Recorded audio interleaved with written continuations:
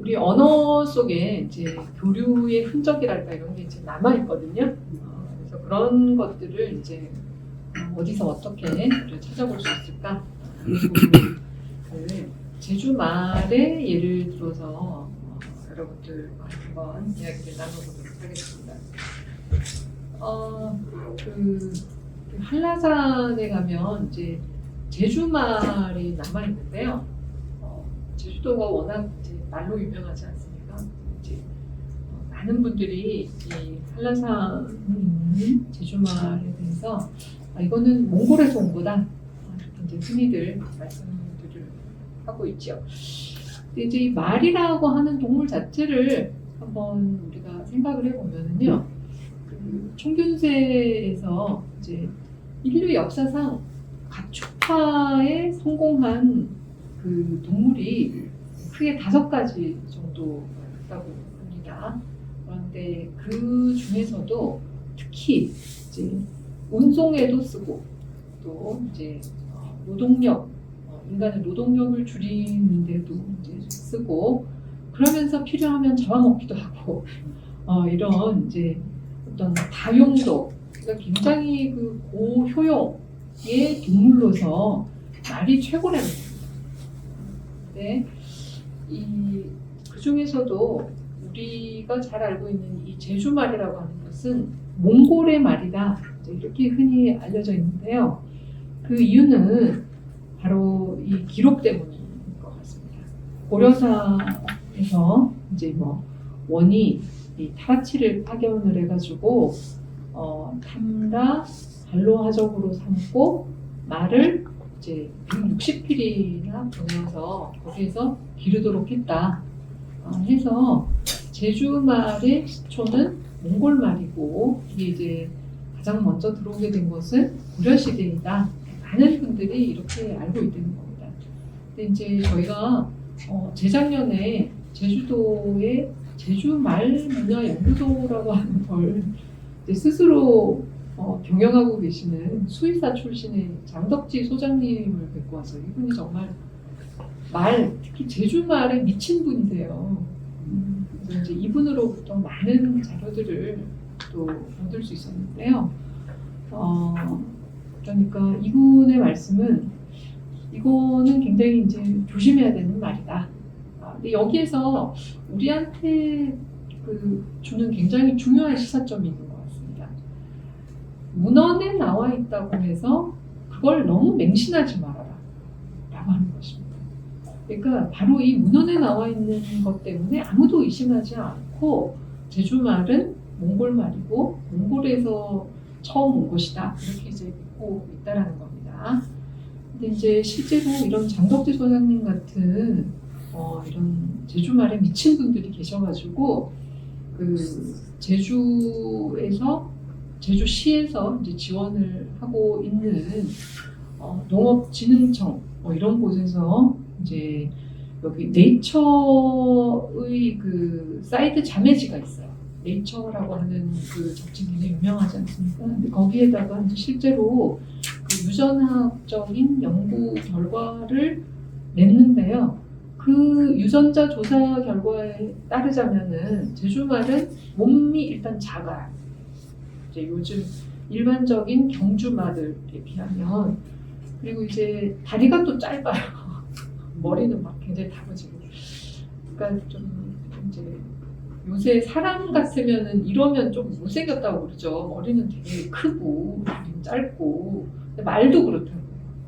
말도 이러면은 경주말로서의 가치는 굉장히 떨어집니다.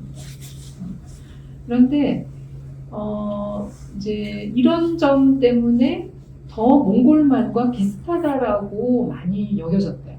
외모가 이래서. 그런데 유전적으로는 혈통 관계를 갖고 있다고 보기 어렵다. 이게 이제 그 유전자 조사에서 이미 나온 결과라고 합니다. 그러면은 제주말은 어디서 왔을까요? 제주도는 섬이지 않습니까? 이게 어디에서 떨어졌을까요? 심지어 이제 신화가 있어요. 제주도의 신화가. 그런데 이제 그 신화에 의하자면 이 제주도의 말이 마치 뚝 떨어지는 것 같은 이런 언급도 나오기도 한답니다. 그렇지만 그건 아닐 거고 틀림없이 이제 이 제주도 말이 어디선가 왔을 텐데 그러면 그 당시에 이제 제주 말이 오면서 뭘 남겨놓은 게 없잖아요. 이렇게 헨델과 그레텔처럼 뭘 남겨놓은 것도 없고 이걸 지금에 와서 어디서 어떻게 찾는단 말입니까?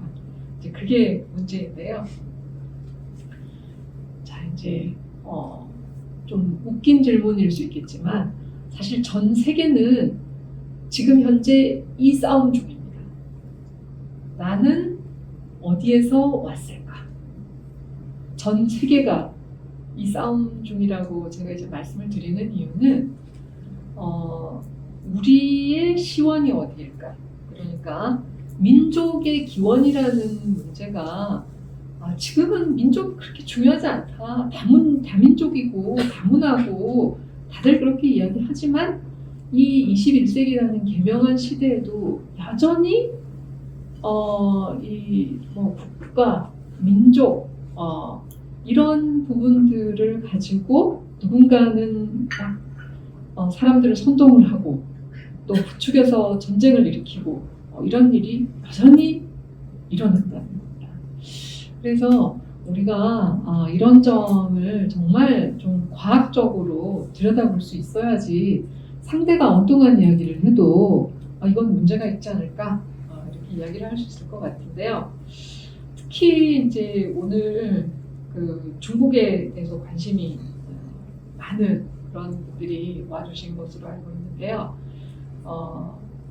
우리가 특히 이제 중국과 관련하여서 우리 21세기를 살고 있는 우리 중에 그 누구도 중국에 관심이 없을 수는 없습니다만은 우리가 나는 어디서 왔고 또 나의 부모님은 나의 조상은 선조는 이렇게 이제 올라가다 보면 항상 역사 기록을 누가 가장 먼저 남겨놓았느냐 이 제주도 말처럼 그래서 역사 기록 중에 가장 오래된 건 중국에 있는데요. 결국은 이게 가장 큰 힘을 발휘하게 된다는 겁니다. 그래서 동아시아의 그 어떤 역사도 중국에서 기록된 것이 가장 오래된 것일 가능성이 굉장히 높아요. 그러다 보니까 이게 약간 동아시아의 운명처럼 이렇게 될 가능성이 굉장히 높은 것 같습니다. 그런데 이제 앞에 우리가 말해서 본 것처럼 중국의 기록이 이제 동아시아 역사에 있어서 너무 결정적인 단서로 작용하지 않도록 하는 그런 방법이 뭐가 있을까 하는 이제 이런 고민을 해볼 수가 있는데요. 이 와중에 2021년에 이제 이 논문이 발표가 나고 아마 들어보신 적 있으신 분들도 계실 거예요. 한반도에 사는 우리는 저렇게 막 조나 기장을 먹던 요하 서쪽에 있는 저쪽 사람들이 이렇게 건너온 거란다. 언제? 한 9,000년 전쯤에. 이런 이제 어마어마한 연구 결과가 네이처지에 발표가 됐어요. 이거 이제 발표를 한 그 연구팀은 독일의 막스 플랑크 연구소에서 있는 로비츠라고 하는 분이고요. 이제 로비츠 밑에서 함께 연구를 하셨던 연구원만 41분이에요. 41분인데, 그러니까 이 뭐 연구 규모 자체가 대단합니다. 그리고 이제 주로 크게 세 가지 연구 분야가 이렇게 섞여 있어요. 뭐냐면 고고학, 유전학, 언어학 이제 세 개가 섞여 있습니다. 이제 우리의 선조가 어디서 왔다고요? 요하 서쪽. 요하 서쪽에서 언제? 9,000년 전에 왔답니다. 뭐 어떤 분들이라고요? 조, 기장 이런 거. 혹시 알고 계셨나요? 근데 이제 문제는 이분의 이 발표 이후에 저희도 그렇지만 굉장히 많은 분들이 비판을 하고 있습니다. 과학적으로 이분이 분석을 했다고 하기는 하는데 이제 이게 가설의 가설이거든요. 가설의 가설인데 좀 너무 나간 거 아닌가 이런 이제 걱정을 저희 이 팀들이 모두 하고 있습니다. 이제 이 연구 결과에 따르자면 저기 이제 한반도가 좀 밑에 보시면 이제 5번, 7번, 8번 이쪽이 이제 7번, 8번은 이제 일본이고요. 이제 5번이 이제 신석기 시대 때의 한반도에서 이제 사용됐던 언어군으로 보이는 거고, 7번이 이제 그래서 5번은 프로토 자포노 코리아닉, 그러니까 일본어, 한국어가 이렇게 통용되어서 공통의 조상으로 쓰이던 곳이 훨씬 더 저 북쪽까지 이렇게 진출해 있어요. 뭔가 일본이 저 위에까지 벌써 저렇게 진출했었다고 이런 느낌 막 줄 겁니다. 그리고 이제 오히려 7번 보시면 더 아래쪽인데요. 여기 이제 여기 요만큼이 그러니까 이 한반도에서 이만큼 벗어나는 요것이 이제 원시 자포노 코리아니. 그러니까 일본은 이쪽에 있는데 이 일본어의 어떤 선조라고 하는 것은 진작에 훨씬 더 이쪽에 한반도와 중국 쪽으로 나가 있었다 하는 이런 굉장히 한국 사람들이 들으면 뭐라고 하고 벌떡 일어날 만한 이런 주장을 하고 있거든요. 이제 또 다 이유가 있습니다. 아무튼 한국어를 비롯해서 이제 트랜스 유라시아어라고 하는 표현을 써요. 옛날에는 이거를 알타이어라고 불렀습니다. 근데 이제 여기 트랜스 유라시아어에 누가 들어가느냐면 막 여러 친구들이 함께 들어가요. 누가 들어가냐면 한국어, 일본어, 몽골어, 퉁구스어는 이제 만주어 이쪽이라고 보시면 됩니다. 그 다음에 투르크어, 그러니까 터키어가 들어갑니다. 그래서 이렇게 확 한꺼번에 집어넣었어요. 모비츠가. 그런 다음에 이제 신석기 시대인 약 9,000년 전에 서유화 일대에서, 그러니까 저쪽에서 더 저쪽이겠죠. 약간 위쪽에서 이렇게 쭉 내려왔다. 기장 농사를 짓던 경작자들의 성으로 비롯됐다. 이렇게 주장을 했는데요. 여기에 대해서 이제 한국에서는 아직까지는 정말 이 막스 플랑크 연구소가 어마어마한 비용을 들였겠죠. 근데 막스 플랑크뿐만 아니라 뒤로 또 더 펀딩을 한 또 다른 국가가 있지 않을까 이렇게 약간 의심이 들긴 하는데 저기 보셨죠? 아까 막 어느 나라가 막 저쪽 중국 있는 데로까지 막 진출해 있고 이랬었잖아요. 네, 그 국가가 아마 돈을 좀 많이 되지 않았을까 이런 느낌이 드는데요. 아무튼 한국의 유니스트 박종화 교수님께서 또 이런 결과를 내셨는데 이 결과가 너무 귀엽게 나와가지고 제가 조금 놀라긴 했는데요. 잘 안 보이시죠? 여기 이 색동 옷 입은 귀여운 한국인. 네, 아무튼 박종화 교수님 팀의 결론은 이제 정확하게 언제다 이렇게는 말씀을 안 하시지만 수만 년 전부터 북아시아에 있던 사람들. 근데 이제 주로 어디냐면은 여기 이제 악마문 동굴이라고 그래가지고 요쪽에 있어요. 악마문 동굴 신석기인들이 그런데 또 갑자기 저 남쪽에 있던 이 해안가에 있던 남중국에서 동남아시아, 동아시아 이쪽에 있었던 후남반계와 훅 만납니다. 그래서 결합해서 한국인의 조상이 되었다. 이렇게 이제 말씀을 하셨는데 이게 너무 북쪽에 있는 사람과 너무 남쪽에 있는 사람이 갑자기 훅 만나는 이것도 조금 너무 뭐랄까요 이렇게 드라마틱한 결론이 아닌가 이런 우려가 조금 됩니다. 자, 이 와중에 이제 홍산문화라는 곳을 아마 말씀을 많이 들으셨을 텐데요. 이 동북 지역, 중국의 동북 지역을 주요 거점으로 하는 홍산문화는 유적지는 500곳이 넘는데 아직도 발굴 중입니다. 그래서 발굴지는 몇 군데 안 되는데요. 이 로비치를 필두로 하는 이제 네이처에 발표된 이 연구 결과에 대해서 많은 학자들이 비판을 했지만 특히 한국의 경우 일부 학자들은 굉장히 환호하기도 합니다. 왜냐하면 중국 문명의 기원은 황하다. 황하 문명이고 요하 문명 이쪽은 이제 언어도 그렇고 문화도 그렇고 완전히 이질적이고 독자적인 그런 문명이었다라는 거를 바라 로비츠라는 이 벨기에 학자가 밝혀주지 않았느냐. 그래서 황하 니네 문명하고는 완전히 다른 문명이야. 그래서 특히 이제 굉장히 민족주의적인 이런 걸 또 좋아하시는 분들은 그거 봐 이제 다 끝났어. 홍산문화 이런 거 니네 거 아니야. 이런 급진적인 주장까지 또 하고 계시는데요. 이제 중국은 최근에 그 고고학에 대해서 굉장히 지원을 많이 하고 있습니다. 정말 매달 새로운 고고학 발굴이 이루어지고 있다고 그래요. 그리고 이거 한번 보시죠. 이거 지금 발굴될 상태는 이렇게 생겼는데요. 이게 어떻게 되는지 제가 짜잔 보여드릴게요. 성서 국악박물관에서 얼마 전에 찍어왔습니다. 이렇게 바로 복원을 보고 오는 거요? 네. 기가 네, 막히네. 너무 신기하죠. 이렇게 생겼었는데 그렇게 생긴 이렇게. 네, 아주 뭐 과학적인 발굴. 요즘은 이렇게 뭐 땅 파고 이런 것도 아예 그 커다란 차가 나가서 그 차가 모든 곳을 이렇게 덮어가지고 바로 실시를 하더라고요.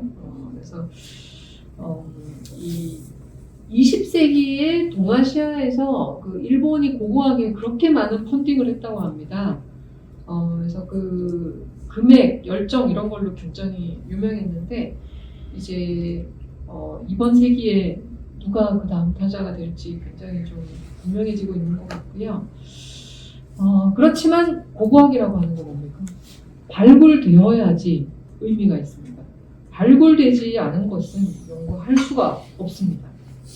이제 더 좋기로는 유전학이죠. 유전학으로 그냥 다 검사를 하면 가장 정확합니다. 제주말도 유전자를 다 제주말 지금 뭐 몇 마리 없으니까 다 이렇게 유전자 검사하면 되는데요. 그럼 뭐 말만 그렇겠습니까? 사람을 아예 하죠. 그게 제일 정확한 방법 아니겠습니까? 그런데 이제 비용과 인력 이런 게 이제 감당을 못 해낸다고 하죠. 그래서 결국은 가장 객관적이면서 믿을 수 있고 또 얻을 수 있는 샘플도 다양하고 또 안전하고 비용 면에서도 부담이 없는 그런 방법이 언어학적인 방법이기 때문에 언어학적인 방법이 종종 다른 두 가지 방법이 훨씬 더 과학적으로 보이지만 이 두 가지 방법을 오히려 이끌어오는 그런 역할을 해왔습니다. 자, 한국어에는 말을 일컫는 다양한 표현들이 있었고요. 또 지금도 있습니다. 말이, 몰이, 아레아가 붙은 지금 이제 제주도에서도 사용하는 몰. 이게 이제 말이라는 발음과 몰이라는 발음 중간 발음 정도예요. 몰 이렇게 이제 하는 발음인데요. 이제 몰 하는 발음도 있고, 이제 그 자매, 웅매, 그러니까 순말, 암말 같은 경우에 자매, 웅매 이런 표현을 쓴다고 합니다. 그리고 마라는 표현 당연히 있죠. 근데 이제 제주에서는 아레아를 써서 이제 뭘 하는 표현을 쓰는데 이게 단순히 한국어 말에 오래된 표현인지 아니면 이제 몽골에서 말을 제주도로 옮겼다고 하는데 몽골어에서 원래는 이제 머린이라고 했고요. 지금은 이제 모리라는 표현을 쓰는데 이 몽골에서 말을 제주도로 옮기기 전에 출간된 계림유사에서도 이미 말 끝말자 이걸 이제 써서 이미 표현을 해놨습니다. 그러니까 꼭 이게 옛 표현이 멀이어가지고 그런 것은 아닌가 보다라는 걸 우리가 알 수 있을 것 같아요. 그래서 이제 멀이라고 하는 표현에서 지금 말 이렇게 그냥 간단하게 이렇게 단순적으로 변했다 이렇게 보기는 어려운 것 같습니다. 그러면 이 말이라는 명칭이 어쨌건 말이라는 동물과 함께 들어왔을 텐데요. 방금 그 참화고도 영상 여러분들 이제 보시면서 이 북방 참화고도 이것을 통해서 이제 우수한 물자가 들어오고 또 마방이라고 해서 노혜정 박사님께서 이제 말에다가 싣고 왔다고 이렇게 이제 보여주시지 않습니까? 그러면 제주 말이 몽골에서 출발했는지는 우리가 알 수 없어요. 더 서쪽에서 왔을 수도 있습니다. 근데 어쨌건 몽골을 거쳐 왔을 것 같긴 해요. 그렇죠? 그래서 우리가 그런 점을 놓고 본다면은 표준어에서 이제 말이라고 하는 표현이 들어가는 이 표현들이 있는데요. 이 중에서 이제 동물인 말하고 관련이 있는 것들이 있어요. 그러니까 말의 의미가 그대로 이제 들어가 있는, 예를 들자면 이제 뭐 말나리, 섬말나리 뭐 이런 것들이 있는가 하면 이제 뭐 말똥기름, 말발도리나무, 말오줌나무 이런 것들이 있는데요. 근데 이제 말이 크기 때문에 쓰는 그런 표현들, 말매미, 말벌, 말나리, 말조개 이런 것들은 옛날 우리말에서 이제 맞이, 맛이라고 하는 의미에서의 마라 하는 것이 이제 말로 변한 것이라고 볼 수 있는 것 같습니다. 그런데 만약에 이 말이 정확하다면은 이게 언어 층차라는 게 있어야 되거든요. 하나가 더 오래된 층차, 하나가 더 새로운 층차, 이런 그 도식이 이루어져야 하는데 예를 들어서 우리가 그 큰 것에 대해서 우리 옛날 선조들이 소우자를 붙이기도 하고 말맞자를 붙이기도 했다고 합니다.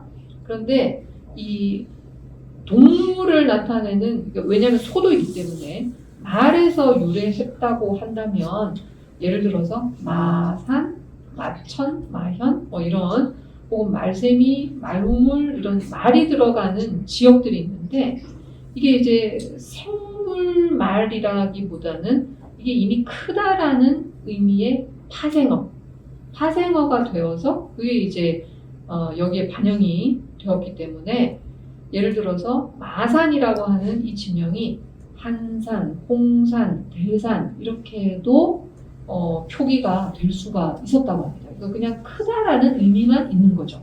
진짜 말하고는 관련이 없고.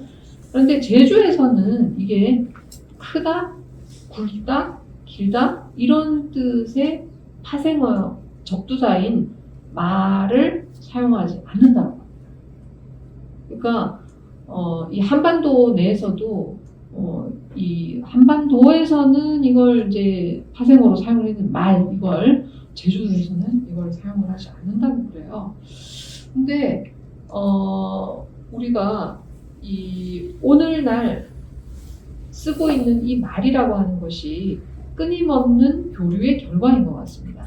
그래서 개별 언어를 살펴보려면 이 점이 정말 중요하고, 이 언어학이 다른 분야와 함께 끊임없이 증명을 해야 하는 그런 분야인 것 같습니다. 이제 여러분들도 한중 교류라든지 이런 부분에 아마 관심이 많으실 텐데요. 여러분들이 지금 가지고 있는 그런 열의들이 앞으로 조금 더 깊이 있는 이런 공부로 이어질 수 있으면 좋겠습니다. 저의 발표는 여기에서 마치도록 하겠습니다. 감사합니다.